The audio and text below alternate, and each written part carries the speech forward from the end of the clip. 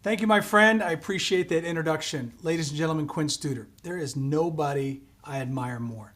Thank you, Quint. When Quint asked me to be part of the Gratitude Symposium, I said, absolutely, sign me up.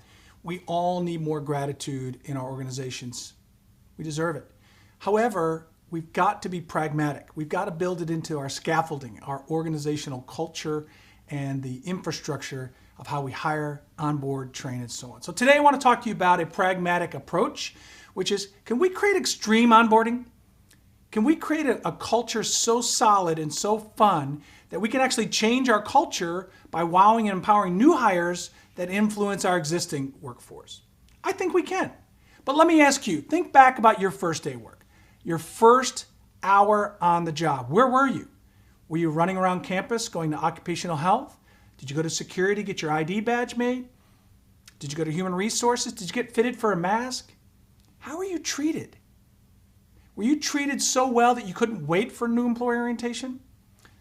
Was new employee orientation even that day, that week, that month? Or might it have been weeks later, or even the first of the next month? Did that have any influence on your decision? Did you stay with the organization? Or in some organizations, in some cases, an employee quits and they stay. And you know what I'm talking about. So today I want to talk to you about extreme onboarding. How can we take onboarding seriously enough where we can actually be intentional in creating something, a wow culture? Because right now, this is most onboardings, right? Look at this photograph. It's great. I want to work there, right? It's very diverse, male, female, a lot of diversity, right? A lot of different positions, clinical and non. But it's a stock photograph. And it's like when I ask my kids, how was your day at school, right? How was orientation? It was the F word. What is the F word in organizations? It's fine. How was orientation? It was fine. I got through it. It wasn't as boring as I thought it would be. Fine? Is that what you want to get as your first impression in an organization? Or might you want something like this? Let me blow it up. How is this different from the last photograph? Where do you want to work? Might this be Zappos online shoe store? Might this be the Walt Disney World company? Might this be Starbucks coffee? Ritz-Carlton hotels? Why did I share all those companies? Because all of those companies have garnered a world-class status from their customers, but only because they created a world-class culture for their employees. We have to be intentional. If you want to change your culture, you got to change your stories. If you want to change your stories, sometimes we have to change the words in those stories. Why do we even call them employees? That's fine. Associates, meh. My favorite, why do we call them staff? Calling someone a staff in healthcare, isn't that an infection? I know it's spelled differently, but why don't we just call you C. difficile or MRSA? We have to create an intentional culture, then we have to create intentional tools and language that match that culture. So today I'm going to talk to you about taking something ordinary and making it extraordinary. And you can make it for new employee orientation, but you can also make it for on-the-job training or how you welcome executives, even who come in for an executive interview. Because think about the people that you're interviewing right now. What is their age, right? Are they millennials, Gen Z? What kind of experience are they wanting as part of their organization? And if they don't get it, what are the consequences? So today's agenda is we're going to talk about the current state. We're going to admire the problem. What's the current state of employee onboarding in healthcare? What's the value of an effective onboarding process? Why do most orientation programs fail currently? There's 4,600 plus healthcare institutions, hospitals in America, and I would say a majority of them fall under this category. Fail, right? What is the value of creating an engaging orientation program? And then what are some of the top best practices and ideas on how to redesign and implement that? Okay, so I'm going to give you all that. Hold on, it's going to be 55 minutes of lots of stuff, so hold on. So let's pretend that today is your first day at Oklahoma Children's Hospital. We just changed the orientation program. And why would we call it Soarin'? By the way, isn't that a Disney attraction? I think we're going to get copyright infringement. Are we going to get copyright? No? No, they don't own that? Okay, yeah. Soarin'. Why would you call it Soarin' and not NEO? What is NEO, by the way? Oh, it's New Employee Orientation, Jake? Oh, it's an acronym. Shocker. Okay. Isn't Neo the guy on The Matrix? Why would we call our program Neo? Everybody calls their program Neo. Why? Because it's fine. Why would we call ours at a children's hospital Soarin'? And why would we use a kite as our theme? Because kids are hurting. Kids are sick. Moms and dads are worried. Moms are pregnant for the first time. They're scared. Moms are pregnant for the 5th time. They're worried, right? So we want to get your spirits to soar. So the kite is the theme. And we've changed the theme of orientation to be all kite-like. And things that talk about how can we make you not just come here for a job, but to get your career soar. Plus, if you look out through the atrium of our main hospital, as well as out of our front drive, you'll notice that we use kites for everything. It's our theme of the hospital. Because our theme of the hospital is fun, whimsical. We want to use it for what reasons? Why would you use a kite theme anyway? Who doesn't like a kite? Unless you got your kite caught in a power line or a tree, right? Everyone likes a kite, right? It lifts kids' spirits. It's a positive distraction. Every kite is unique, just like our patients. And overall, it's just fun. We can't say that a lot about healthcare today. Plus, our annual report cover says that our theme, our tagline is where kids soar and hope is real. Do we save every life? No. But we sure darn well try to, right? And we want to make sure in the process that we want to make sure that your spirits soar. So that's the theme of our orientation program, right? So let's pretend you just started. You are welcomed at the door by the CEO, John Hayes. Mr. Hayes and Jake, your facilitator, greeted you at the front door to create a warm welcome. Better than that, at the front of the hospital, the 5 or 6 executives, all the VPs, greeted you at the door. And John says, hey, good morning. My name is John Hayes. I'm your CEO. You're like, oh my gosh, that's fantastic. I'm greeted by the CEO at the front door. Not only that, I'm going to take you down to the training room. Why don't we wait for 4 or 5 more folks and I'll walk you down. And all the vice presidents take turns getting a group of employees and walking them down. What do you think they're talking about after that executive leaves the room? After they offer coffee and some snacks as they start orientation program. Highlight of the program. So now you're in the program. We welcome you. I do my general introductions, general housekeeping. I say, folks, good morning. We'd like you to get to know your neighbor. We turn to your neighbor, introduce yourself, tell them your name, your job, and one interesting fun fact about yourself that most people at work don't know. What's your passion outside of work?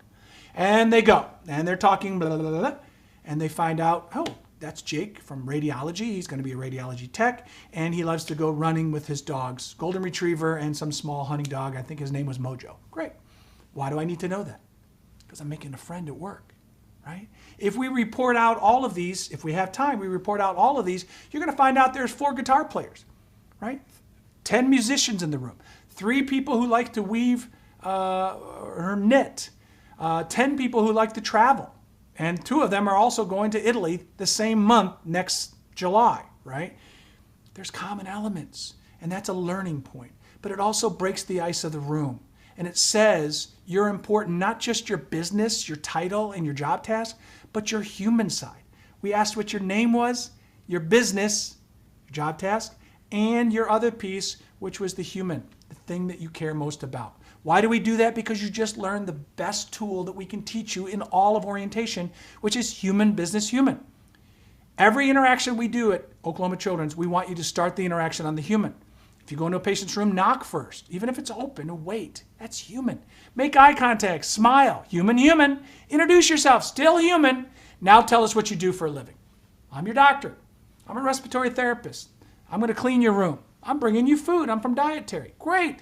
And before you leave the room, exit on the human. We're going to treat new employees on their first day of work exactly how we want them to treat the patient. Because why?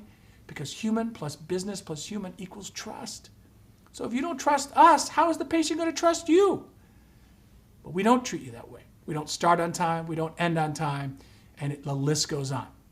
So that's a little, leadership off if our leaders in the organization aren't modeling exactly what our staff are expected to do. Ooh, there's that word again. We're not going to call you staff. We're going to call you a care team member because we're a team here at Oklahoma Children, and we provide care, right? It doesn't matter where you work or what you do, you're a valuable asset in our organization, whether you're clinical or non-clinical. You work at the front of the house in front of patients or you work back of the house supporting other care team members. Everybody has a role on the care team. You want to change your culture, you got to change your stories. You got to change your stories. Sometimes you got to change the words that fit into those stories. What story is your organization telling right now? You already have a culture. That's not the question. Is it a culture with intention, or is it a culture by default? You get to decide.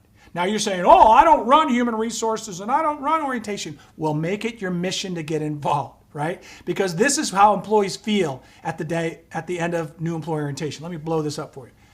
Why do we feel like donkeys at the end of the day in new employee orientation, right? Does that feel welcoming?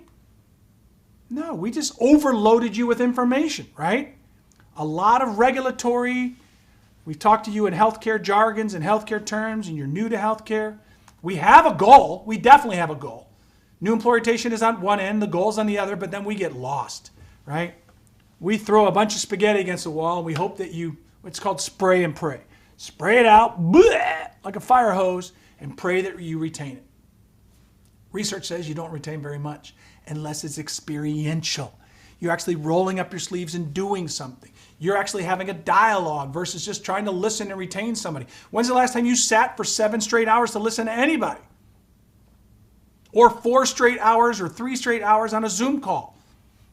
Not very fun, right? Why does it have to be that way? Well, not only that, but it's costly. What does this cost us? Well, turnover. The annual recruiting cost for one bedside nurse in America is about $82,000, or about twice his or her annual salary. Hospitals are at risk of losing $300,000 for every turnover percentage point. So if you have 30% turnover, you're losing millions of dollars, right? It takes an average 81 days to fill a position with an experienced nurse. Now, what happens to the team in that time frame, right? Almost 3 months of being short-staffed. How does that make you feel? And right now, and this data is old, because I think it's up to about 30 to 40% now, 22% of nurses are looking right now. And we lose money. So what if we took that money and reinvested it into our orientation program? Not just orientation, but onboarding. Because onboarding, or new employee orientation, is only one facet, right? There's the job posting. There's a video that you should be able to watch on our website that says, hey, thanks for clicking on our website, and a career at Oklahoma Children's. To make sure you fit our culture, we created this 5-minute video. You get to meet some of our clinical and non-clinical team members who have helped develop our culture here at Oklahoma Children's. After watching this 5-minute video, if you think you fit our culture of what we stand for and what we won't stand for, please proceed with the application process. But if you don't think you fit our culture, I wouldn't apply, but we'd love to have you as a patient or a family member to visit us. 18 to 20%, says the research, self-select out. Is that good or bad? Yeah, it's good. Good for whom? Good for everybody, right? They self-selected out with their dignity. They didn't get the job, or worse, they got the job only to find out they don't fit. And we can now spend our time, energy, and money on recruiting other people who do fit our culture. And here's a little secret. That video actually becomes a recruiting tool for people who self-select out. Hey, Jenna, come over to my cubicle. Yeah, Oklahoma Children's hiring. Yeah, watch this video. This is so you, but it's definitely not me. Every organization needs a pre-employment video. That'll be another presentation. Our online application, our job interview. What questions are we asking to not only select for aptitude or skill, but for attitude? New employee orientation, of course, we're talking about that today. One-on-one manager, right? So after orientation, what's the connection between orientation and that one-on-one with your manager, supervisor, or lead, charge nurse? Then you're assigned a preceptor. Is it through a dartboard, or were they actually assigned? Hey, Sally. Yeah, how many patients do you have today? Great. Can Jake shadow you? You're not a preceptor. Yeah, but just show him what you do. That's called rolling the dice, right? The preceptor doesn't want you. You're a bother to her, right? You're extra work. She's not getting extra pay. Some organizations you do. She hasn't been trained to be a preceptor or trainer. That's training by a dartboard. And then you get a 30, 60, 90-day one-on-one with your boss, and then we never see our boss again till the end of the year, right? And then do we get caught doing things right? Because writing someone up in healthcare is usually negative or punitive. Writing someone up at Disney, where I came from, is positive, right? It's called an on-the-spot recognition card, a service fanatic card. We've got to create a culture That's appreciation and a culture of gratitude. But we've got to give that power to everyone. It can't just be the boss when the boss is around. Boss is in meetings. Boss is in scheduling. The boss is in staffing. She's not even in her office. She's out seeing patients because we're so short-staffed. So we've got to create a culture that's autonomous to the missing boss. And the last thing is, at the end of the year, does my performance appraisal match all of these pieces? Does it integrate all of these pieces together? Or is it just a bunch of silos that don't connect? Again, we're just admiring the problem, right? So let's go to an old late night TV show. Dave Letterman had a late night show, and he used to do his top 10 list. Let's admire the problem. One more slide. And I created a top 10 list. Most young people are like, who's Dave Letterman? Right? So here's Dave's top 10 big mistakes about hospital orientation for new employees. Number 10, there's no clearly defined message. I think we made that clear. Number 9, it's an information dump. Yeah, just like that donkey, where the actual intended message gets lost. Number 8, the 4 uns. It's unorganized, unpolished, unprofessional. I don't even know if this is a word, but uninteresting. Number 7, my favorite, a guest speaker death march. One speaker after another speaker who comes in and pulls a string in their neck and reads a bunch of slides, who has no idea what the previous speaker or previous speakers said. So there's no connection to any of that. The death march. My favorite is the security officer who comes in and says, hi folks, good morning. My boss couldn't make it today. She wanted me just to read your slides, so why don't we all read them together? I've never done this before, and you get the backside of them for 30 straight minutes. And they just read stuff. It's hard to stay awake during that. Right? Number 6, no integrity and continuity. There's no integrity between the slides. There's no continuity between the language we use. Are they patients? Are they guests? Are they team members? Are they associates? Are they employees? Number 5, it's not attended on the first day of work. This one drives me batty, right? So for the first week, you bring your own culture to your department. Because you don't know what we stand for, what we won't stand for. You don't know our history and our heritage. You have no pride in this organization. And are you on the internet right now looking for another job? For a week, 2 weeks, a month?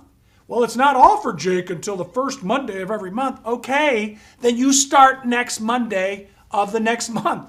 But you're saying, well, safety's being jeopardized. Okay, well, then we'll get a temporary help, right? But you get what you pay for.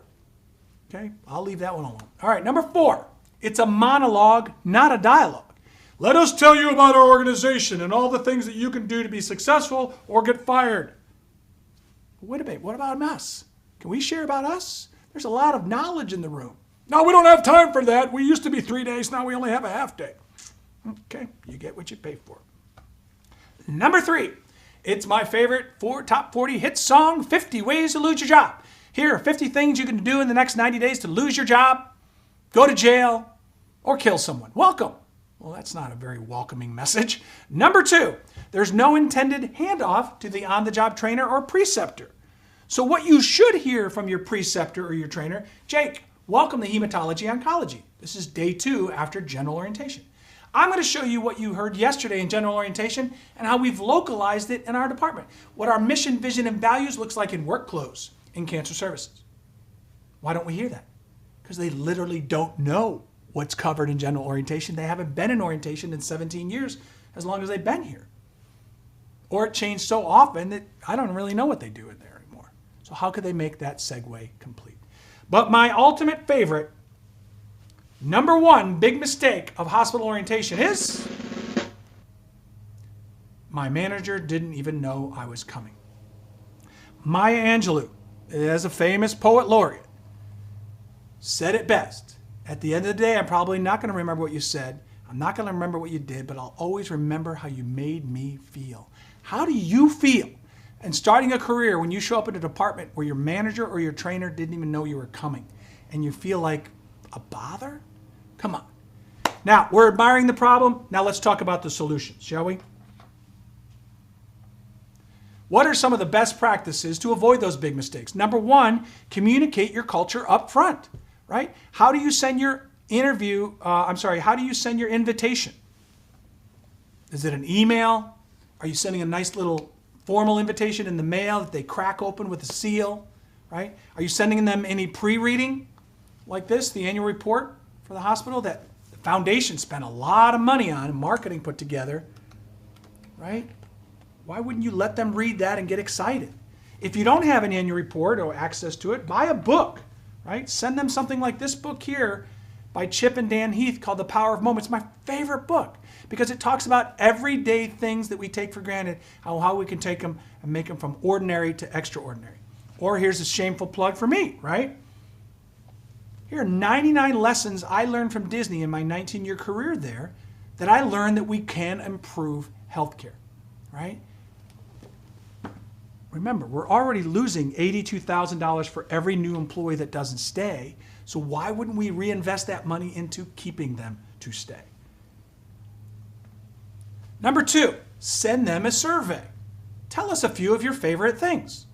What's your favorite food? Your favorite hobby? Gifts? Music? Do you have any family life or pets? What type of recognition do you like? Do you like public recognition and being brought up on stage? Or would you prefer to have one-on-one private recognition or a handwritten note? What kind of drinks do you like? What kind of vacations do you like to take? Why would I want to know any of that? So anytime I'm doing a thank you note, I can slip a coffee coupon in there if you drink hot coffee. Or a 3 AMC movie tickets if you would rather take your kids to the movies on the weekends. Right? It doesn't always have to come with a prize, but treat your employees exactly how you want them to treat the patient. Everyone's a VIP, right? In business, it's a very important person. In healthcare, it's a very individual patient. But in your organization, every employee is a very individual person, okay? So send them this survey. Here, I'll blow it up for you. I'll even send you a copy. I'll send it to Nicole Bodie. Here's the sample, right? Here's a new employee who's working in environmental services, fun facts, likes and dislikes, pet peeves at work, and so on. About me, the caregiver. That's really great for a new manager. It's really great for new facilitators teaching orientation, right? And also during the permissions, it's okay to pass.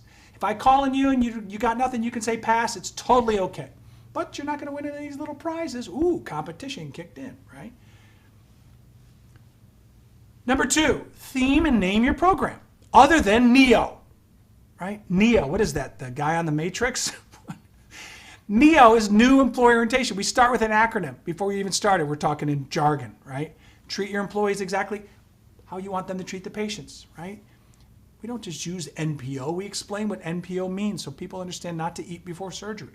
Call your new employee orientation connections like they do at Lehigh Valley, and then have a traveling road show called Reconnections. So all the existing employees have a clear understanding of what all new employees went through. Give them a fun highlight reel. At Oklahoma Children's, we have Soarin' and Soarin' Hire. Soarin's for new people, Soarin' Hires for folks that have been with the organization for a while.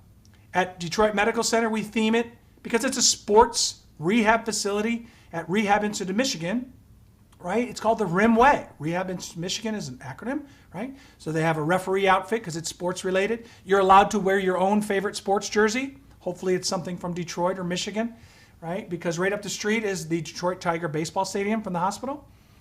Of course, the hockey and football and so on. Training camp is for new leaders, new managers. New manager orientation is called training camp.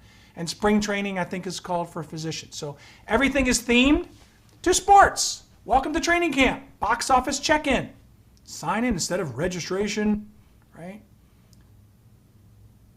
Themed. The pennants are the 4 operational priorities. Safety's first. Courtesy is our competitive advantage, competency, and efficiency. You get a training bag, gym bag, if you will, to carry around your notebook and your giveaways. And during the week or when you come to work, you can bring your lunch in it, change your clothes if you wear scrubs. And it's branded, so when you go out to the gym, you actually are promoting the organization. We give every new team member, care team member, a baseball trading card. Physicians love it because they get to put where they went to medical school and residency and something fun about them in the back when they were drafted. They give them the patients. Create awesome arrivals. This is where you actually intentionally build a warm welcome for every new team member. In this case, this is Blue Ridge Healthcare, part of UNC Health up in North Carolina. I'm in Orlando, so I say up. This gentleman in the yellow shirt is new. He's being welcomed by his manager on the red carpet. They walk in, he gets a picture Next to a beautiful diagram, which he gets in 90 days after he's made it his 90-day. You can see the lady in the background is in a cruise director outfit because they're taking you on a journey during orientation, which is a cruise theme. The awesome arrival includes being greeted at the door by a senior executive who also kicks off the program. You get VIP parking for one day of your entire career, right? It's fun. It's themed. You have an enthusiastic, credible facilitator. There's upbeat music playing. There's teaching with games like Jeopardy.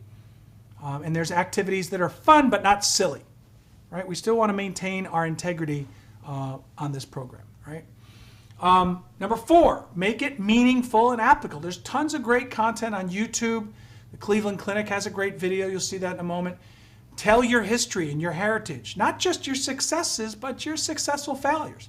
The things that were at risk that you almost went out of business. It's okay. Talk about natural disasters, right? We're surviving COVID. Who's not telling that story? We went through Katrina, says Ochsner Clinic. We went through hurricanes after hurricanes, says Advent Health. But always ended up on top, right? Connect people to the why, their true north, your mission, vision, and values. Empower them with tools like service recovery and operational priorities. And also create a recognition culture so employees, any employee, can catch any employee, physician, or volunteer doing something right. Let me give you an example of connecting people to purpose. Rather than tell you myself, I found this clip on the internet that we use at our new employee orientation program, Soarin', at Oklahoma Children's. His name is Michael Jr. He's a comedian, and he travels all over the United States, but he's also got a secret mission. He's not just trying to make people laugh. And his big message is not just getting people to understand the what he does, which is comedy, but why he does it. And in his process, he likes to solicit from audience members what their why is. And I think this is a wonderful example for you to share in your new employee orientation. It's available on YouTube to make sure people understand why they do what they do, not just what they do. People, when they think of the phrase, how do I know, they always want to put the what behind it. How do I know what I'm supposed to do? The question that you really should ask is, how do I know why I'm here? Because when you know your why, your what becomes more clear and more impactful. If you know, like for instance, people know that I do comedy, but that's what I do. My why is to inspire people to walk in purpose. I'm gonna show you a clip from Winston-Salem. And I'm just talking to this guy in the audience, and he tells me that he's a musical instructor at a school. So I was like, all right, you're a musical instructor, you know, can you sing? Let me hear you sing a song. So this is what happened at the last episode of Michael Jr.'s Break Time. Check it. So you're a musical director. Cool. Yes, sir. All right, so let me get a couple bars of like Amazing Grace. Can you do the first part of that? Go ahead. Amazing grace, how sweet the sound that saved a wretch like me. Wow. That bro could sing, you know what I'm saying? All right. Now, what you give me the version is if your uncle just got out of jail, you got shot in the back when you was a kid. I'm just saying, let me see the hood version real quick, if you know which version I'm talking about. Just see if that exists. Let me see what you got. Amazing grace, how sweet the sound that saved a wretch like me. I once was lost, but now, right now I'm found, was blind, but now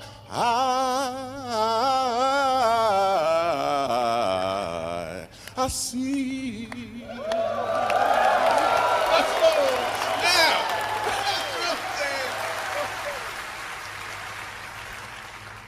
Okay. here's what I want you to catch.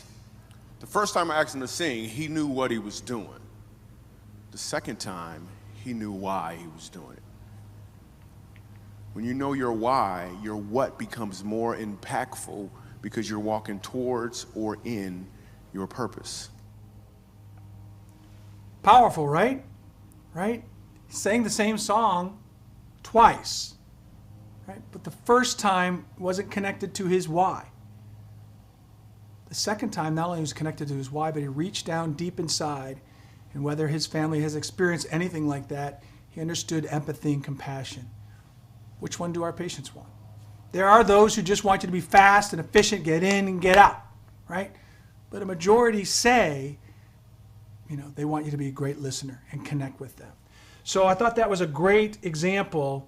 If we can connect our employees to their why, then the what becomes more and more important. So ultimately, we all have a why. The question is, have you discerned it yet? I'm not talking about your mission, vision, and values. I'm talking about if you put those in a blender and you pull out 3 or 4 words, that's your true north, the thing that makes your connection apparent to everybody, right? And so for Franciscan Health, and where we worked in Indiana for a number of years, their true north is 3 words, 3 or 4 words. We make lasting connections. It's longer than that. Most people don't remember all of it. We make lasting connections by caring for you like family, every day, every step of the way.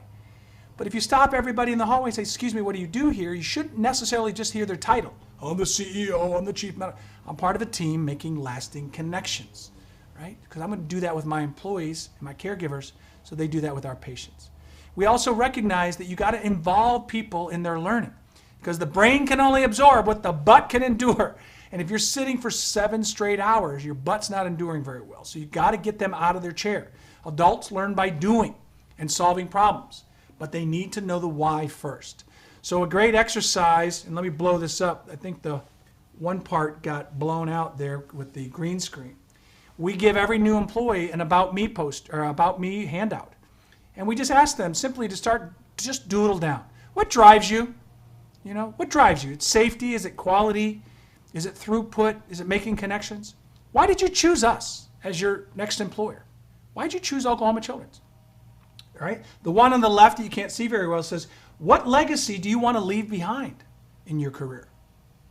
And the last one is, why do you do what you do? And it just ultimately gives them a place at the bottom to kind of summarize to their partner next to them, or to the rest of the room, or even share it with their boss when they get to their apartment.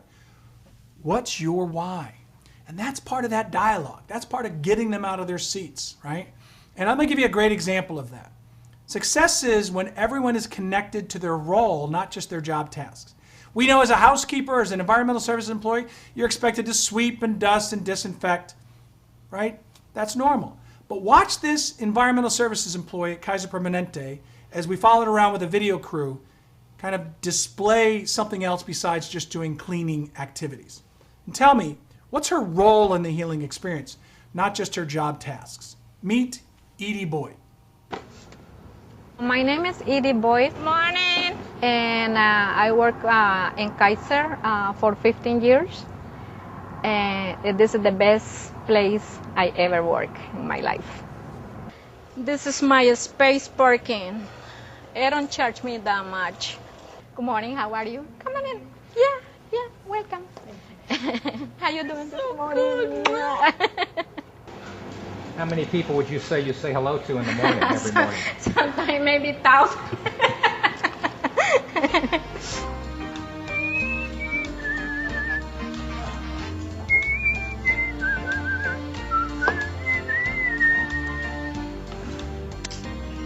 And I like to whistle, and I think life is very short, and we gotta enjoy it every single minute. Edie's special. She gets a lot of people because she's out front. So she's one of our first seen. And they like her smile and they sing. And when she was out sick for a little while, the members actually called the department and they said, where is Edie? We miss her.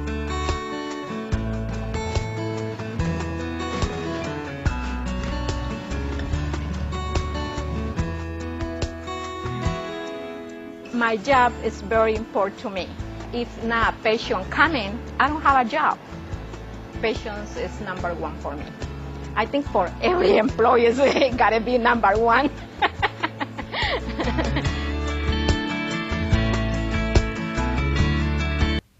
Is she making a difference? Yeah, did you hear what her manager said happens when she goes on vacation or calls in sick? What do the actual patients and members at Casa Permanente do?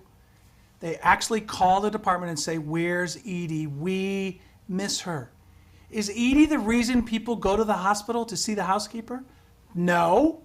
We go there because we're hurting or we're going to have a baby, and we go there to see doctors and nurses. But this is a great example how everybody matters.